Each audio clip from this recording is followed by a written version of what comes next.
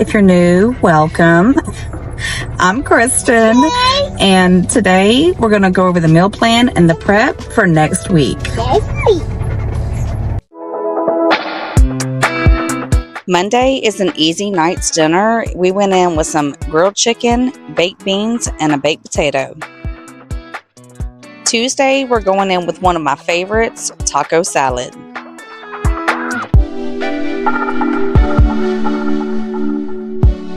Wednesday, we're going to let the Crock-pot do the cooking and have some beef crock roast.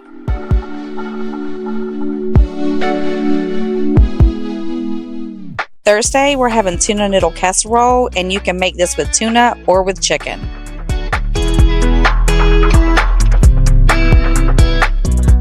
Friday, we're going in with the cheesy broccoli rice and a side of chicken. Let me show you how easy it's going to be to make up next week's dinner.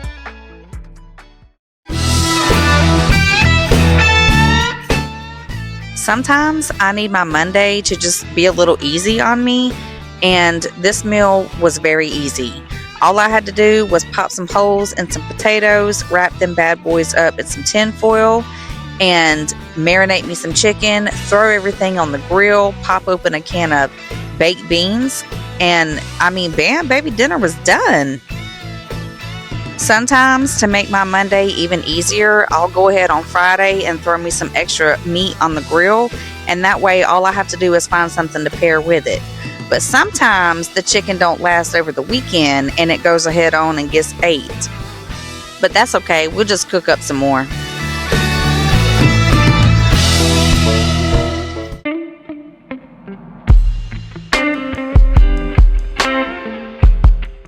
When my babies, who aren't babies anymore, when they was little, we used to always have a Taco Tuesday night.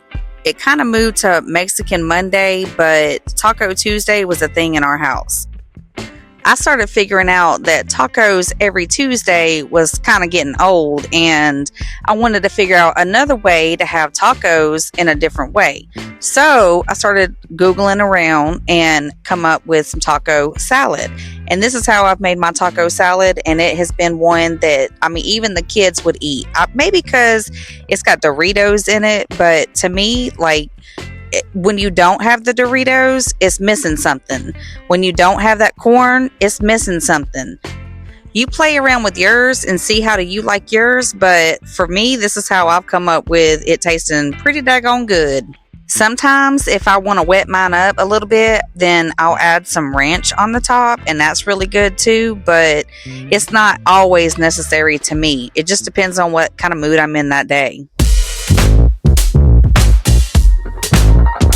Wednesday night's dinner is one that you're going to want to have prepped ahead because it's a crock-pot meal.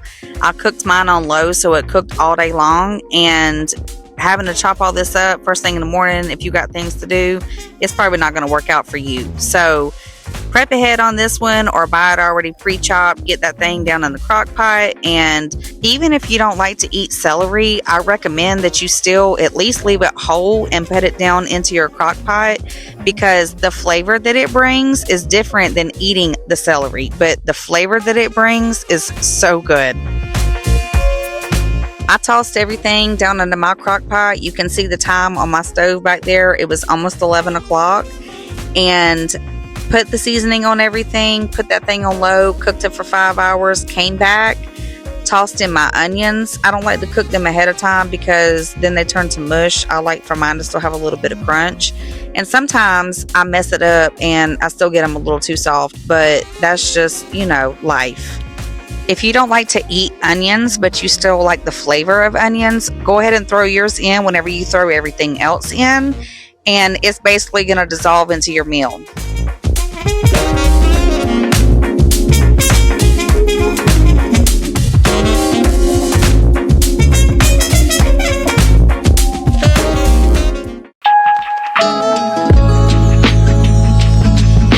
When I made tuna noodle casserole, I had to go in and make some fresh seasoning.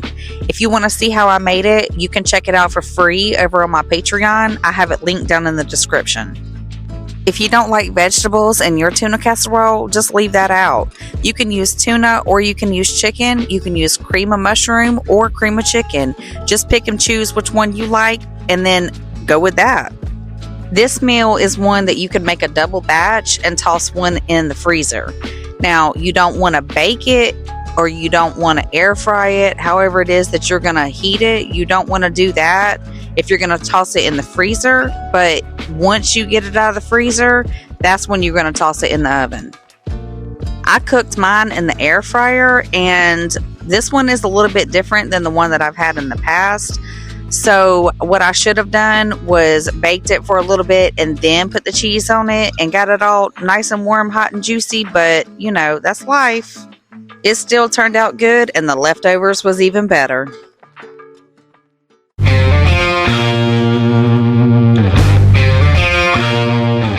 I live in Florida and we have some beautiful days, so I like to, on the weekends, get out there and crank up that grill and smell that lovely, lovely smell. A piece of grilled chicken goes really good with some cheesy broccoli rice, but if you don't like that, then pick something that you like to go with your cheesy broccoli rice. When I was at the store picking up the rice for this meal, I didn't realize that I grabbed some instant rice, like 5-minute cooked rice. So it turned out a little bit different than what I expected, but it was still good. I don't prefer it with the instant 5-minute rice, so I probably won't make it like that again, but you experiment on yours and see how you like it with yours.